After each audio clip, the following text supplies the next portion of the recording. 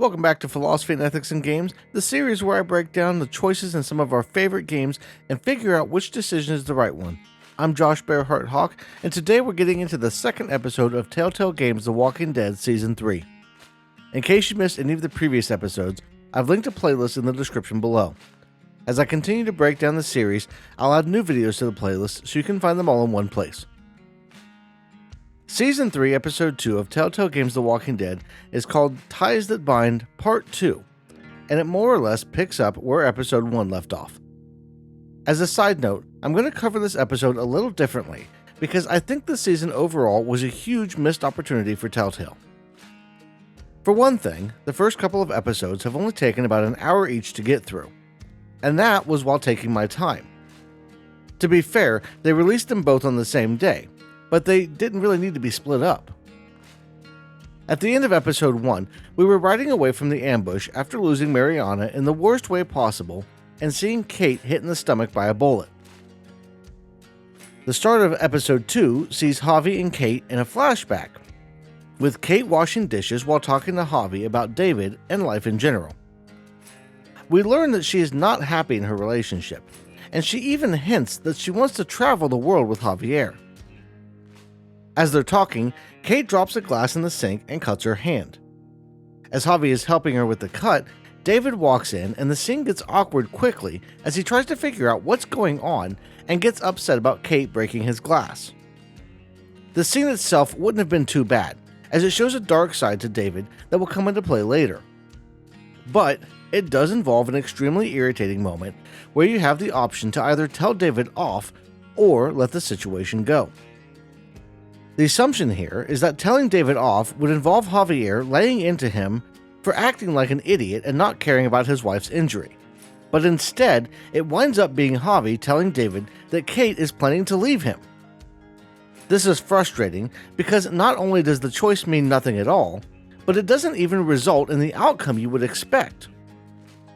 Instead of coming off as a concerned brother or brother-in-law, Javier looks like he's just desperately looking for ways to drive a wedge between David and Kate, with Kate ultimately getting upset at Javier for saying what he says. It's a moment where we should be focusing on the relationship between Kate and David, but are instead forced into what really amounts more to bad writing. Turning our attention to the relationship, though, we can note here that there is a huge problem with communication between Kate and David. She's not happy, and he seems to be overbearing at a minimum.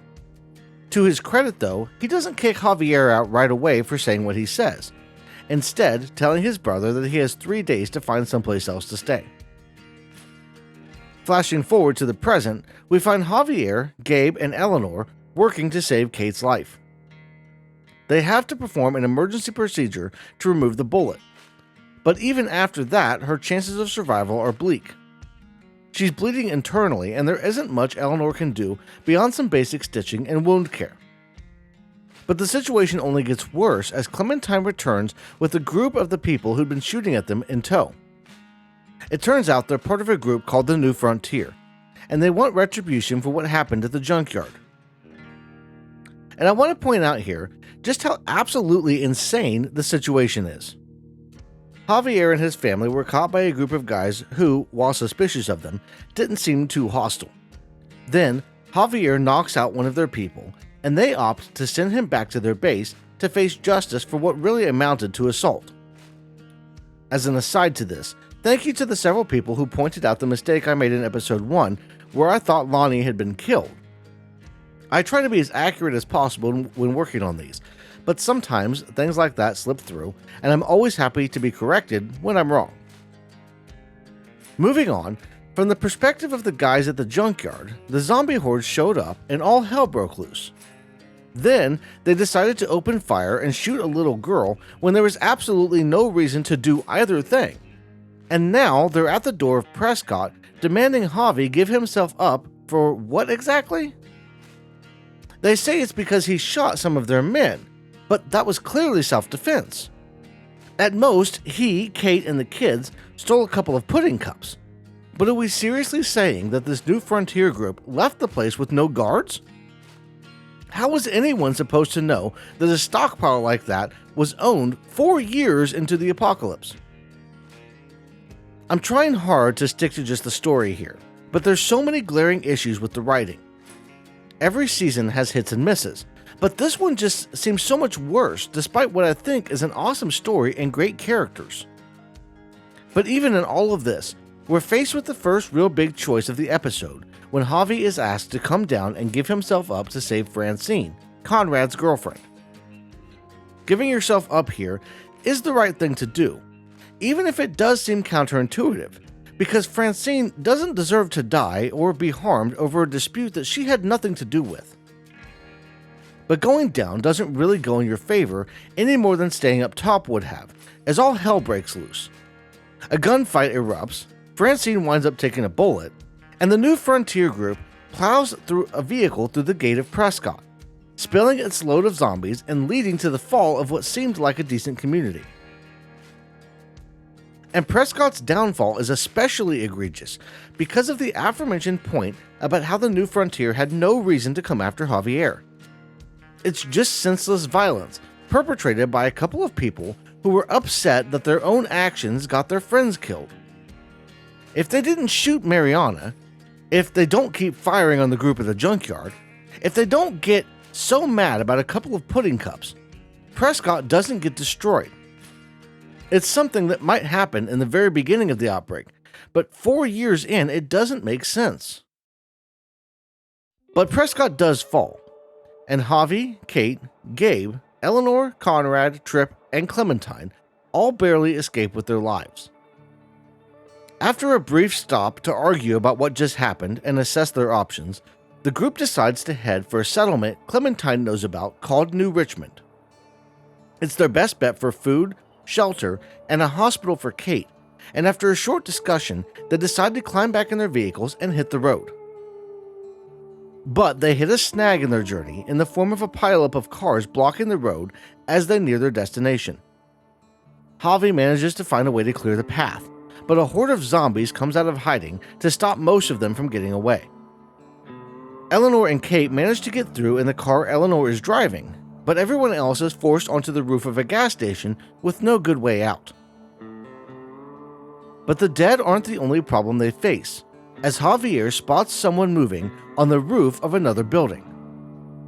Just as he appeared, the stranger seemed to disappear, and Javi winds up making his way across to the place where they saw the person, only to be surprised by a long-haired ninja. The man soon winds up outnumbered, however, and the situation is resolved peacefully as everyone keeps their cool. He tells them that he is heading to Richmond as well, but he also relays the bad news that the settlement has been taken over by the New Frontier, meaning Eleanor and Kate are heading straight into enemy territory. The man offers to help them get to Richmond, and you have the option to tie him up or let him stay free. Honestly, as tempting as it would be to tie up the stranger, as you don't know their intention, the man comes across as trustworthy, and it doesn't really make a lot of sense to tie him up. He could have shot at the group when he first saw them, and he could easily have shot Javier, but in both cases he opted to talk instead. The group makes their way into the subway system, where the man, who tells them his name is Paul, but whose friends call him Jesus, says they can get straight into the heart of Richmond. But before they can get too far, Clementine reveals to Javier that she was part of the New Frontier in the past. We see in the flashback how she first met a girl named Ava, who was part of the group, and Clementine insists that not all of them are like the ones the group has been running from. Javier has a little time to mull this information over as the group finds a small horde of zombies hiding in the tunnel and has to escape to the relative safety of a subway car. As they are about to leave the car and make their way back above ground, however, Conrad decides to call out Clementine. He'd overheard her telling Javi about the New Frontier and her association with it, and he decides that she would be the perfect pawn to ensure their safety. On the one hand, we can probably chalk up his reasoning to the massive loss that he's experienced, losing his home and love in the same day. But on the other hand, what he's saying makes no sense at all. She does tell Javier that she doesn't want to be seen by them, but there's no indication that that is because she is being hunted, and the guys that wrecked Prescott didn't seem to recognize her, let alone care about her beyond the fact that she was shooting at them at the junkyard. Conrad's plan is just plain stupid, but it's made worse when he takes Gabe hostage in an attempt to persuade Javier to side with him. This action is a bridge too far. Conrad is a man with nothing else to lose, and he's pointing a gun at Gabe. The worst part is that Conrad isn't wrong to be suspicious of Clementine. She is shifty, and the fact that she somehow managed to get a vehicle and bring the New Frontier group to the gate of Prescott is odd to say the least. It is possible that she was working with them all along, and that she was somehow helping them, but that is a massive stretch considering how she saved Javi in the first place. Not to mention, the animosity the group has toward Javi is manufactured for the sake of drama. The idea that there would be some kind of conspiracy involving her and the New Frontier is absurd to say the least. But any argument Conrad has is blown up as soon as he points the gun at Gabe. We have to decide whether to shoot Conrad or take Clementine hostage, and the rational thing is shooting Conrad. Whatever Clementine might have done, or whatever leverage having her with us at the gates might bring, Conrad crosses a line. And it can't be explained by his desire to make it to Richmond and make it inside because he doesn't have anyone there to save. And why in the world would he ever want to live amongst a group that had killed his girlfriend and wrecked his home?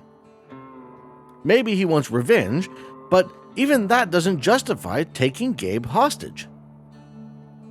Clementine said she was planning to part with the group when they got out of the tunnel, and if Conrad had waited until they were all out to bring up his idea of using her as leverage, it might have been more appealing.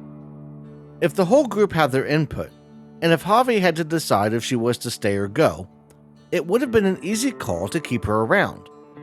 Having her might mean increasing the odds of getting inside the gate, meaning a better chance for Kate to get medical attention. And it's really just more bad writing on display in the season. Conrad didn't have to stop them right there, but the choice presented is a false one anyway. He either lets Gabe go or we shoot him and Gabe lives anyway. If they wanted to spice things up, they could have had Clem cause Gabe's death if you side with Conrad by accidentally shooting the boy while trying to defend herself against Javi and Conrad. That would have really made the decision more impactful. As it is, Javi is like a father to Gabe after all this time. As a father myself, if someone did what Conrad did to one of my kids, I wouldn't hesitate to pull the trigger. And I think that's where the decision really falls apart. A lot of people think that shooting Conrad means siding with Clementine, but that isn't necessarily the case. Like I said, Javier would be inclined to use her as a bargaining chip if Conrad wasn't threatening Gabe and had instead waited until they were out of the tunnel to bring it up. But the episode isn't quite over as we get out of the tunnel, explaining what happened to Tripp and Jesus before finding Kate in the back seat of the car Eleanor had been driving and making our way to the gates of Richmond. The best thing to do is to go along with her demands, as the ultimate goal is to get Kate medical attention, and they seem to be willing to help despite reservations based on earlier encounters. As the gates open, we find a familiar face greeting us. David. But what happens next will have to wait until next week. Now, at the beginning of the episode, I said I was trying something new, and what I meant by that is I'm going to try leaning into dissecting the writing as we look at the choices. The reason for that is simply that a lot of the choices we're starting to see aren't actually choices that make sense in a real-world context, and they really don't help us explore the deeper aspects of human nature that philosophy gets into. Unfortunately, Telltale had a lot of issues as they went along, and they wound up shooting themselves in the proverbial foot as time went on and new games came out. Season 3 of The Walking Dead is seen by many as a lackluster season at best, but it doesn't deserve all the hate it gets. The characters are really good, and the concept is awesome, but it's really just poorly executed.